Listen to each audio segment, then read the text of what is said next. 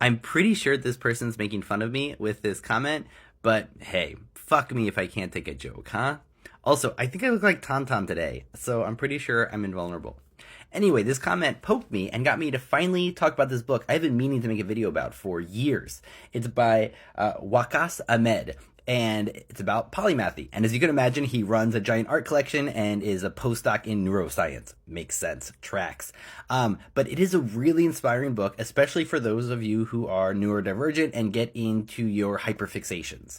What's cool about this book is he draws from all over history. He's very good about different genders and different time periods, and it is inspirational for being yourself and studying the things that mean the most to you.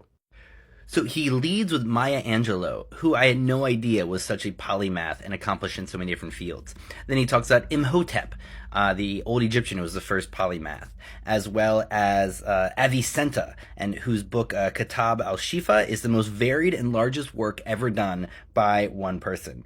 And intriguingly, he also talks about Thomas Young, who just came up in that quantum video I did. So Thomas Young didn't only come up with the double slit experiment, he also was the one who started to solve the Egyptian hieroglyphics and studied it in a ton of other fields. His biographer said Thomas Young was the last person to know something about everything. I also appreciate the author's honesty about how polymathy often isn't respected, and studying lots of things isn't seen as a good thing. It's seen as frittering your time away. And he gives lots of idioms from all over the world about how people think that. For instance, in Poland, they say 7 trades, the 8th one, poverty. Or in Estonia, 9 trades, the 10th one, hunger. And the Koreans say a man of 12 talents has nothing to eat for dinner. And it's funny, he quotes the common phrase from Shakespeare, Jack of all trades, master of none, but he doesn't give the completion of it. Jack of all trades, master of none, but oftentimes better than a master of one.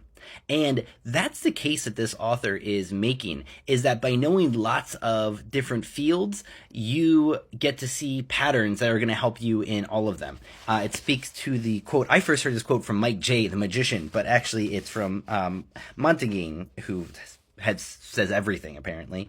A talented person is never just talented in one field. And I sometimes see life like a video game where you have the ones where you have a bunch of different stats and you are leveling up in different areas. And just like in a video game, you're never going to level up all your stats, but you are choosing to invest in certain ones. And that's exactly how I see my bookshelves, as investments in different stats, and you try to get them as high as you can.